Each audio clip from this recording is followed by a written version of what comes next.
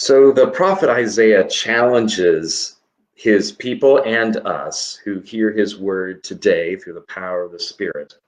He challenges us to answer the question, from whom, from where do we get our instruction? Who is our teacher? Where do we take our lessons? From whom do we seek wisdom?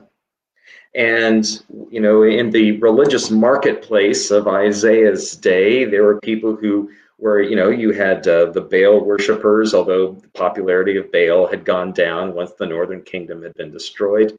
Um, but now Isaiah faces the popularity of kind of cults of the dead ancestors, and ghost, and kind of consulting with ghosts. We see this reflected in the story of Saul, when he goes and consults the witches of Endor. And you see that the in a sense reflected in that narrative story, the fact that in Israel there was this, and the witches of Endor call back the ghost of Samuel for Saul to speak with.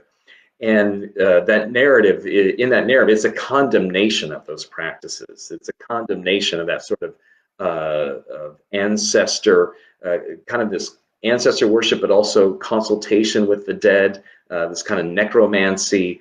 And so it's alive and well in Isaiah's day.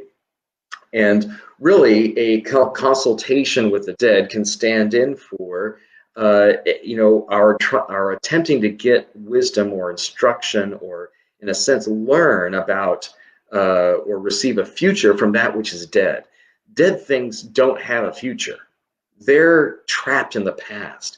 And Isaiah is trying to tell the people of God that they need to turn to God for their instructions, turn to his word for their wisdom, because God is their future.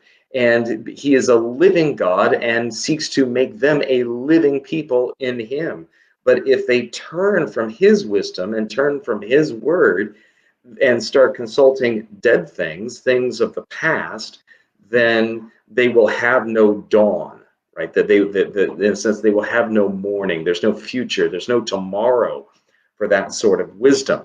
In a sense, it may work for today. It may work for your moment.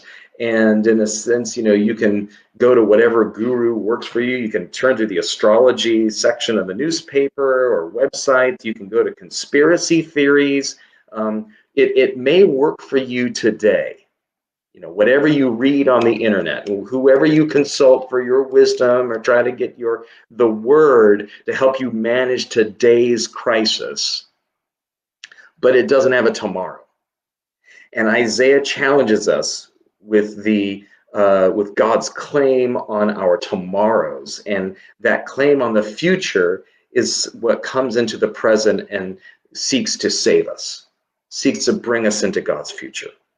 So let us then listen to God's word and God's wisdom, so that we can step into a future and not be trapped in the past, be trapped in dead things, and seek our instruction and seek our wisdom from things which are rooted in fundamentally in the past and will fade away, even as the flower blooms and then fades away, the grass comes up and then withers. But the word of the Lord endures forever. Only the word of the Lord has a future. So let us seek that future from God and his word, and he will provide it for us.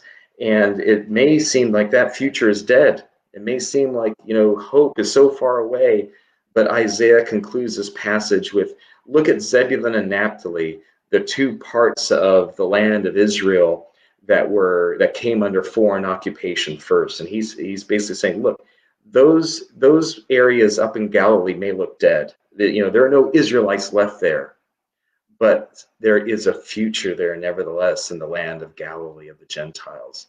And of course, that future is Jesus Christ. So even out of that which in a sense seems hopeless, when you trust God with your future, he can bring that future even out of death. He alone has life from death power. So let us turn to him to receive it. A reading from the prophet Isaiah. Bind up the testimony, seal the teaching among my disciples.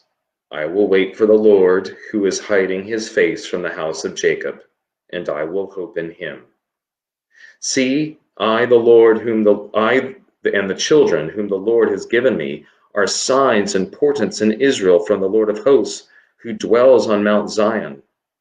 Now, if people say to you, consult the ghosts and the familiar spirits that chirp and mutter, should not a people consult their gods, the dead, on behalf of the living, for teaching and for instruction? Surely those who speak like this will have no dawn. They will pass through the land, greatly distressed and hungry. When they are hungry, they will be enraged and will curse their king and their gods.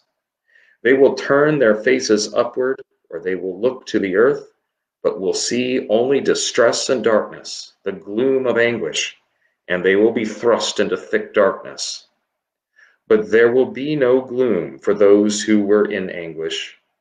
In the former time he brought into contempt the land of Zebulun and the land of Naphtali, but in the latter time he will make glorious the way of the sea, the land beyond the Jordan, Galilee of the nations. The word of the Lord.